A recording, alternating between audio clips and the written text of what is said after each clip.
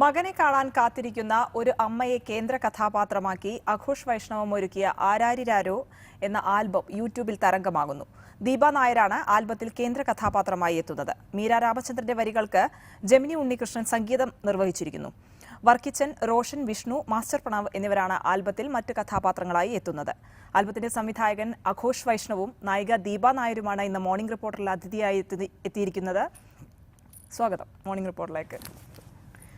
ആഘോഷ്, ആദ്യം തന്നെ ചോദിക്കുകയാണ്, ഈ ആൽബത്തെ പറ്റി ഈ ആൽബം ഒന്ന് പരിചയപ്പെടുത്താൻ പറഞ്ഞാൽ ആഘോഷ് എങ്ങനെയായിരിക്കും പരിചയപ്പെടുത്തുക? ആരാരിരാരോ എന്ന് കേൾക്കുമ്പോൾ തന്നെ അറിയാം ഇതൊരു താരാട്ടുപാട്ടിൻ്റെ മോഡലുള്ളൊരു ആൽബം ആയിരിക്കുമെന്ന്. ഡെഫിനറ്റ്ലി പ്യുവറായിട്ടൊരു താരാട്ടുപാട്ട് തന്നെയാണ്. പിന്നെ ഇത് ഞാൻ തമിഴിലാണ് ചെയ്തിരിക്കുന്നത്. നമ്മളെല്ലാവരും താരാട്ടുപാട്ടുകൾ നമുക്ക് അറിവ് വെച്ച കാലത്ത് നമ്മുടെ അമ്മ പാടി തന്ന താരാട്ടുപാട്ടൊന്നും തന്നെ നമ്മൾ കേട്ടിട്ടുണ്ടാവില്ല, എല്ലാ കുട്ടികളും. കാരണം നമ്മൾ അറിവ് വെച്ച സമയത്ത് നമ്മുടെ അമ്മ പാടിത്തുന്ന താരാട്ടുപാട്ട് നമ്മൾ മറന്നിട്ടുണ്ടാവും. നമ്മൾ ഉറങ്ങാനൊക്കെ ഒത്തിരി നാൾ കേട്ട പാട്ടുകളായിരിക്കും. അപ്പോൾ ഞാനിത് ആക്ച്വലി എൻ്റെ അമ്മയ്ക്ക് ഡെഡിക്കേറ്റ് ചെയ്യാൻ വേണ്ടിയിട്ട് ഉണ്ടാക്കിയ ഒരു കോൺസെപ്റ്റായിരുന്നു. അത് മൊത്തത്തിൽ എൻ്റെ സുഹൃത്തുക്കൾക്കും അമ്മ എന്ന ശക്തിയിൽ വിശ്വസിക്കുന്ന എല്ലാ ജീവജാലങ്ങൾക്കും, നമ്മുടെ എല്ലാ മനുഷ്യർക്കും വേണ്ടിയിട്ട് തന്നെയാണ് ഞാൻ ഈ ഒരു ആൽബം അവർക്ക് വേണ്ടി ഡെഡിക്കേറ്റ് ചെയ്യുന്നു. എന്തുകൊണ്ടാണ് മലയാളത്തിൽ നിന്ന് വ്യത്യസ്തമായി തമിഴ് എന്നുള്ള ലാംഗ്വേജ് ഇതിന് സെലക്ട് ചെയ്യാൻ കാരണം? ഒത്തിരി പേര് ഈ ചോദ്യം ചോദിച്ചതാണ്. കാരണം എൻ്റെ മീഡിയ ലൈഫ് സ്റ്റാർട്ട് ചെയ്യുന്നത് ചെന്നൈയിൽ നിന്നാണ്. അപ്പോൾ ഞാൻ തമിഴ്നാട്ടിൽ ഒത്തിരി ക്യാമറയുടെ പഠനങ്ങളും കാര്യങ്ങളുമായിട്ട് ബന്ധപ്പെട്ട് ഞാൻ തമിഴ്നാട്ടിൽ ഒത്തിരി നാൾ അലഞ്ഞു തിരിഞ്ഞ് നടന്നിരുന്നു. അപ്പോൾ ആ ഒരു ഭാഷയോട് എനിക്ക് ഭയങ്കര ഇഷ്ടമാണ്. മലയാളം എഴുതാനും വായിക്കാനും പഠിച്ചതോടൊപ്പം തന്നെ ഞാൻ തമിഴ് ഭാഷയും ഞാൻ എഴുതുകയും വായിക്കുകയും അതിനൊക്കെ വേണ്ടി ഞാൻ സ്പെഷ്യലി ഈ പറഞ്ഞ പോലെ ടീച്ചറിൻ്റെ അടുത്ത് പോയിട്ട് തമിഴ് എഴുതാനും വായിക്കാനൊക്കെ പഠിച്ചിരുന്നു. അപ്പോൾ ആ ലാംഗ്വേജിനോട് എനിക്ക് ഭയങ്കര സ്നേഹമുണ്ട്, മലയാളത്തെ പോലെ തന്നെ. പിന്നെ ഒത്തിരി നല്ല താരാട്ട് പാട്ടുകൾ ഞാൻ തമിഴിലും കേട്ടിട്ടുണ്ട്. എൻ്റെ മനസ്സിൽ എപ്പോഴും ഒരു റിതം ഉണ്ടായിരുന്നു. പിന്നെ ആ ഒരു തമിഴ് പാട്ടിനെ കേൾക്കുമ്പോൾ ഉണ്ടാകുന്ന ആ ഒരു രസം എന്നെ ഈ താരാട്ട് പാട്ട് ചെയ്യുമ്പോൾ തമിഴിലേക്ക് എത്തിക്കുമായിരുന്നു.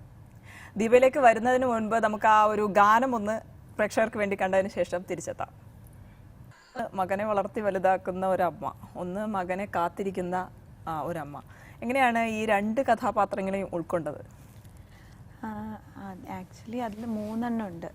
ലാസ്റ്റ് വരുന്നത് കുറച്ചും കൂടെ വയസ്സായിട്ടുള്ള ഒരു അമ്മയാണ്. അപ്പോൾ 3 ജനറേഷനായിട്ടാണ് അത് കാണിക്കുന്നത്. ജനറേഷനല്ല, 3 സ്റ്റേജസ് ആയിട്ടാണ്.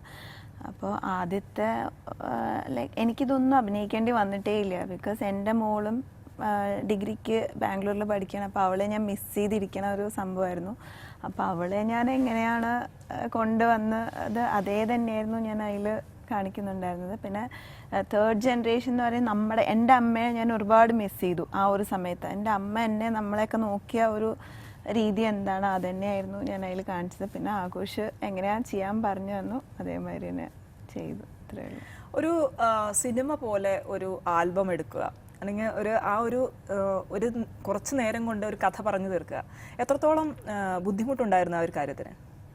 ബുദ്ധിമുട്ടെന്ന് പറഞ്ഞാൽ നോർമലി എൻ്റെ ഗുരുക്കന്മാർ എനിക്ക് പറഞ്ഞു തന്നിട്ടുള്ളൊരു കാര്യമുണ്ട്. നമ്മൾ കാണുമ്പോൾ വളരെ സിമ്പിളായിട്ടുള്ളത്, അല്ലെങ്കിൽ സംവിധായകൻ ഉദ്ദേശിക്കുന്ന കാര്യം പ്രേക്ഷകരിൽ അതേ രീതിയിൽ എത്തിക്കണമെങ്കിൽ അത് നിർമ്മിക്കുന്ന സമയത്ത് നമ്മൾ ഒരുപാട് കഷ്ടപ്പെടണം, ഒരുപാട് എത്തിക്സ് നമ്മൾ ഫോളോ ചെയ്യണം, ഒരുപാട് നമ്മൾ ആ പ്രോജക്റ്റിനെ കുറിച്ച് പഠിച്ചിരിക്കണം. അപ്പോൾ ഞാൻ ഈ ഒരു പ്രൊജക്റ്റ് ചെയ്യുന്നതിന് വേണ്ടിയിട്ടുള്ള ഹോംവർക്ക് വളരെ വലുതായിരുന്നു.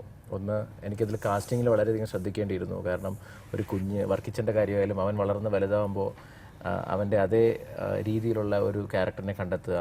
പിന്നെ ഒരു അമ്മ ക്യാരക്ടറിനെ തന്നെ സെലക്ട് ചെയ്യുമ്പോൾ അത് 3 വേർഷനിലും എങ്ങനെ കറക്റ്റ് രീതിയിൽ കൊണ്ടുവരാൻ പറ്റുന്ന ഒരാൾ, അങ്ങനെ ഒത്തിരി കഷ്ടപ്പെട്ടു ഞാൻ.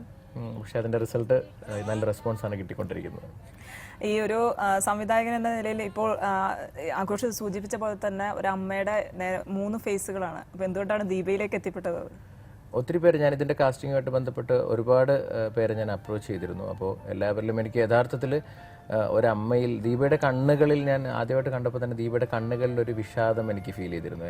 ഞാൻ മനസ്സിൽ കണ്ട ഒരു അമ്മയിൽ എപ്പോഴും ഇങ്ങനെ ആരെങ്കിലും മിസ് ചെയ്തിരിക്കുന്നു. ഒരു പക്ഷേ ഈ ഒരു ആൽബത്തിലൂടെ അല്ലെങ്കിൽ നമ്മൾ സമൂഹത്തിൽ കമ്മ്യൂണിക്കേറ്റ് ചെയ്യാൻ ശ്രമിക്കുന്ന പല കാര്യങ്ങളുണ്ടോ? ദീപക്ക് എന്ത് തോന്നുന്നു, ഈ ഒരു ആൽബം എന്തൊരു ഇമ്പാക്റ്റ് ആയിരിക്കും ഉണ്ടാക്കിയെടുക്കുക? ഇത് വളരെ അധികം ഇമ്പാക്റ്റ് ആയി തുടങ്ങിക്കഴിഞ്ഞു. ബിക്കോസ് ഇത് ഒരു നമ്മൾ പറയും ആഘോഷ്, നമ്മളൊരു വർക്ക് ചെയ്യുമ്പോൾ സ്വാഭാവികമായിട്ടും അതിൻ്റെ ഫ്രെയിം ബ്യൂട്ടി, അങ്ങനെ കുറേ കാര്യങ്ങൾ നമ്മൾ ഒരു ക്യാമറാമാൻ എന്നുള്ള ലെവൽ നോക്കാറുണ്ടാവും. അപ്പോൾ ഈ ഒരു ചിത്രം ഞാൻ ശ്രദ്ധിച്ചത്, ഈ ഒരു ഗാനം കണ്ടപ്പോൾ തന്നെ ഞാൻ ശ്രദ്ധിച്ചത് അതിന്റെ ലൈറ്റിംഗ്, ആ ഒരു ഫീല് നമുക്ക് തരുന്നുണ്ട്. എങ്ങനെയാണ് അങ്ങനെ ചെയ്യാം എന്നുള്ള ഒരു കൺസെപ്റ്റിലേക്ക് എത്തുന്നത്? എനിക്കിത് ലൊക്കേഷൻ സെർച്ച് ചെയ്യുമ്പോൾ തന്നെ എനിക്കൊരു അഗ്രഹാരം കിട്ടുക എന്നുള്ളത് എൻ്റെ മുന്നിൽ നിൽക്കുന്ന ഒരു ചാലഞ്ചായിരുന്നു.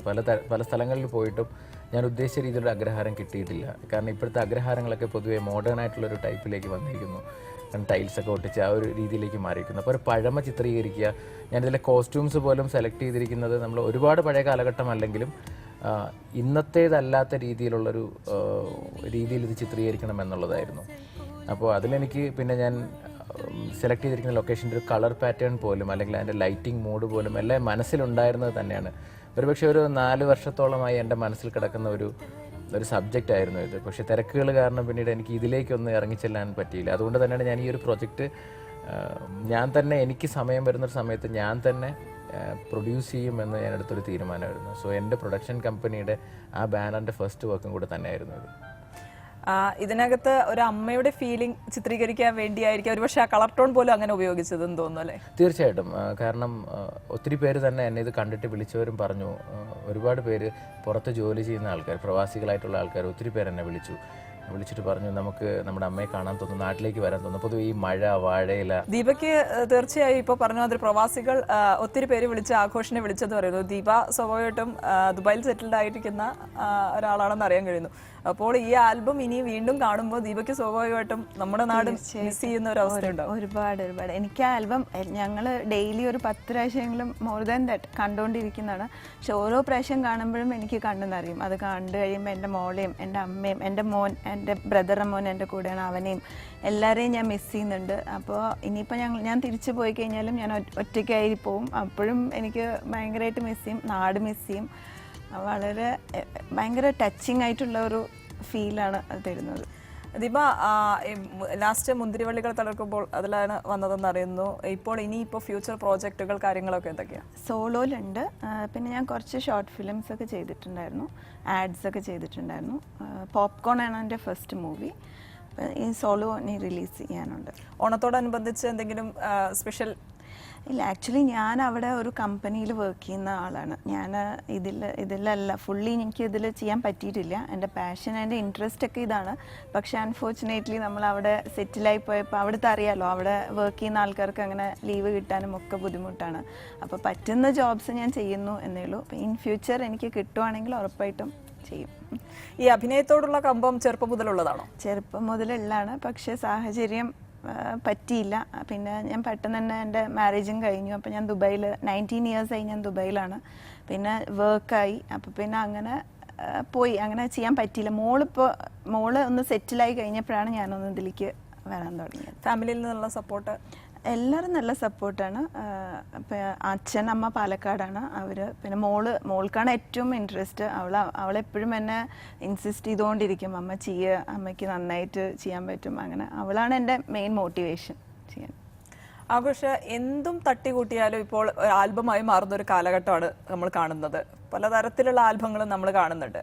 ഇപ്പോൾ ആഘോഷിൻ്റെ ഈ ഒരു ആൽബം എങ്ങനെ വ്യത്യസ്തത പുലർത്തുന്നു എന്നാണ് ഒരു സ്വയം വിലയിരുത്തൽ? ഞാൻ ഈ ഒരു ആൽബം ചെയ്യാൻ മെയിനായിട്ട് ചെയ്യാൻ കാരണമായത് ഞാൻ 1 മാസം മുമ്പ് മറ്റൊരു ആൽബം മലയാളത്തിൽ ചെയ്തിട്ടുണ്ടായിരുന്നു. അതൊരു പക്ഷേ ആ ഒരു ആൽബത്തിൻ്റെ ബാക്കപ്പാണ് എന്നെ പെട്ടെന്ന് ഇതിലേക്ക് എത്തിച്ചത്. ഞാനെന്നുള്ള ഒരു ക്യാമറമാനെ വളരെയധികം ജനങ്ങൾ അംഗീകരിച്ച് ഒരുപാട് അപ്രീസിയേഷൻസ് കിട്ടിയ ഒരു ആൽബം, മൃത്യു എന്ന് പറഞ്ഞൊരു ആൽബം ഞാൻ ചെയ്തായിരുന്നു. അതിലൊരു കാടിനകത്ത് വെച്ചാണ് ഞാൻ ചിത്രീകരിച്ചത്. ഒരു ആനയൊക്കെ അവതരിപ്പിച്ചുകൊണ്ട് ഗായത്രി സുരേഷ് സംഗീതം ചെയ്ത ഒരു മ്യൂസിക്കൽ ആൽബമായിരുന്നു. അപ്പോൾ അതിൻ്റെ ക്വാളിറ്റി എന്നിൽ എത്തിച്ചത് ഞാൻ ഇനി എന്ത് വർക്ക് ചെയ്യുമ്പോഴും അതിന് മുകളിൽ നിൽക്കണം എന്നുള്ളതായിരുന്നു. സെയിം ഇതൊരു മ്യൂസിക്കൽ ആൽബമായി ഞാൻ ചിത്രീകരിക്കുമ്പോഴും ഞാനിത് ചെയ്തിട്ട് എനിക്ക് വളരെ വേണ്ടപ്പെട്ട കുറച്ച് ഡയറക്ടേഴ്സിനെയും എൻ്റെ ഫ്രണ്ട്സ് അങ്ങനെയൊക്കെ കൊണ്ട് കാണിച്ചപ്പോൾ അവർ പറഞ്ഞത്, ഇതിനെ നീ ഒരിക്കലും ആൽബം എന്ന് വിളിക്കരുത്, ഇതിനൊരു മ്യൂസിക്കൽ ഷോർട്ട് ഫിലിം എന്നോ മ്യൂസിക്കൽ ഷോർട്ട് സ്റ്റോറി അങ്ങനെ എന്തെങ്കിലും പറയണം. കാരണം ആൽബംസൊക്കെ മലയാളത്തിൽ വളരെ നല്ല ഞാൻ കാണുന്നുണ്ട്, വളരെ നല്ല ആൽബംസ് മലയാളത്തിൽ ഉണ്ടാവുന്നുണ്ട്. എൻ്റെ സുഹൃത്തുക്കളുണ്ടാക്കിയ ഒരുപാട് നല്ല ആൽബംസ് കാണുന്നുണ്ട്. അപ്പോൾ ഞാൻ ആക്ച്വലി ഞാനൊരു മത്സര ബുദ്ധിയിൽ ഉണ്ടാക്കിയതല്ല, ഞാൻ അമ്മമാർക്ക് വേണ്ടി ഉണ്ടാക്കിയ ഒരു കാര്യമാണ്. കാരണം ഒരു അൺകണ്ടീഷണൽ ലവ്, അതാണ് നമ്മുടെ അമ്മയിൽ നിന്നുണ്ടാവുന്നത്. അപ്പോൾ അതിൻ്റെ ക്വാളിറ്റി ഞാൻ ഉദ്ദേശിച്ചത് ജനങ്ങളിലേക്ക് എത്തി. എവിടെ ജനങ്ങൾക്കൊന്ന് കണ്ണ് നനയണം എന്ന് തോന്നി അല്ലെങ്കിൽ അവർക്ക് ടച്ച് ചെയ്യണം എന്ന് തോന്നി അത് തന്നെയാണ് എനിക്ക് ഈ ആൽബത്തിൽ നിന്ന് കിട്ടിയതും. സോ അതിൻ്റെ മേക്കിങ്ങിൽ ഞാൻ വളരെയധികം ശ്രദ്ധിച്ചു. വെറുതെ ഒരു ആൽബം നമുക്ക് ആർക്കും ചെയ്യാമെന്നോ അല്ലെങ്കിൽ എന്ത് രീതിയിലും ചെയ്താൽ ആൽബം ആകും എന്നുള്ളൊരു ആ ഒരു വാചകത്തിനപ്പുറത്ത് ആൽബം ചെയ്യേണ്ടതിനും അതിനൊരു മെത്തേഡ് ഉണ്ട് എന്ന് എൻ്റെ ഫ്രണ്ട്സ് എനിക്ക് കാണിച്ചു തന്നിട്ടുണ്ട്. സോ ആ ഒരു പാത്തിലൂടെ തന്നെയാണ് ഞാനും ഫോളോ ചെയ്യുന്നത് ഇപ്പോൾ. ദീപ, ഈ അമ്മയെ കണ്ടിട്ട് ആരെങ്കിലും ദീപയെ വിളിക്കുകയുണ്ടായോ? ഇത് കണ്ടിട്ടാണ്, ഈ ആൽബം കണ്ടിട്ട്? ഒരുപാട് പേര്, മെയിനായിട്ട് എൻ്റെ അമ്മയാണ് എന്നെ ഫസ്റ്റ് അത് കണ്ടു കഴിഞ്ഞതും അമ്മയ്ക്ക് ഭയങ്കരമായിട്ട് ഫീലായി. അപ്പോൾ എൻ്റെ അമ്മയായിരുന്നു ആദ്യം.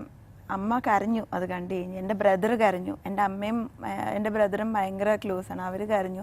പിന്നെ പുറത്തുനിന്ന് ഇപ്പോൾ വലിയ വലിയ ഡയറക്ടേഴ്സ് നമ്മൾ പോയി കാണിച്ചു ഇത്. അപ്പോൾ അവരൊക്കെ നല്ല രീതിയിൽ എന്നെ അപ്രീഷിയേറ്റ് ചെയ്തു, നന്നായി ചെയ്തിട്ടുണ്ട് എന്ന് പറഞ്ഞു. പിന്നെ അമ്മമാരെന്ന് പറഞ്ഞാൽ എൻ്റെ സുഹൃത്തുക്കളുടെ അമ്മമാരൊക്കെ അത് കണ്ടവരൊക്കെ എന്നോട് വിളിച്ച് പറഞ്ഞു ഇതൊരു മെസ്സേജാണ്. ആക്ച്വലി അവർക്കൊക്കെ ഒരു മെസ്സേജ് കൊടുക്കണം എന്നുണ്ടായിരുന്നു. ഇതൊരു ഇനിയത്തെ ഫ്യൂച്ചറിന് ഒരു മെസ്സേജാണ്, നന്നായി അങ്ങനെ ചെയ്തത് എന്ന് പറഞ്ഞിട്ടുണ്ടായിരുന്നു. ആഘോഷ്, അവസാനമായിട്ട് എന്താണ് ഈ ഒരു ആൽബം കാണുന്ന പ്രേക്ഷകരോട് പറയാനുള്ളത്? ഒന്നും പറയാനില്ല. നമുക്ക് ഈ ആൽബം ത്രൂ ഔട്ട് നമ്മൾ ഈ 6 മിനിറ്റുള്ള ഈ ഒരു ആൽബം കാണുമ്പോൾ തന്നെ മനസ്സിലാവും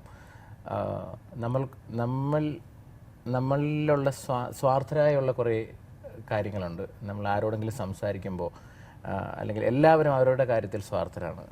എത്രയൊക്കെ അല്ല എന്ന് പറഞ്ഞു കഴിഞ്ഞാലും ഒരു പോയിന്റ് ഓഫ് ലെവലെത്തുമ്പോൾ അവർ സ്വാർത്ഥരാണ്. നമ്മളിൽ നിന്ന് എന്തെങ്കിലും ആഗ്രഹിക്കാം, അല്ലെങ്കിൽ നമ്മൾ അവരിൽ നിന്ന് എന്തെങ്കിലുമൊക്കെ ആഗ്രഹിക്കാം. ഒരു പെർസെൻറ്റേജ് ഉണ്ടാവും, അത് മനുഷ്യൻ്റെ ഒരു സ്വഭാവമായിരിക്കാം എന്ന് ഞാൻ വിശ്വസിക്കുന്നു.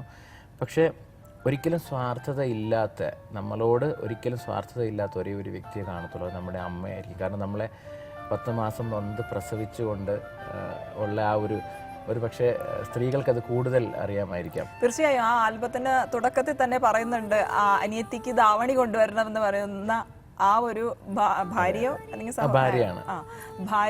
ഭാര്യ പറയുന്നു. പക്ഷെ അമ്മയെ ചോദിക്കുന്നത് നീ എന്തെങ്കിലും കഴിച്ചോ എന്ന് ചോദിക്കുന്ന ആ ഒരു ഫീലുണ്ട്. അതെ അതെ.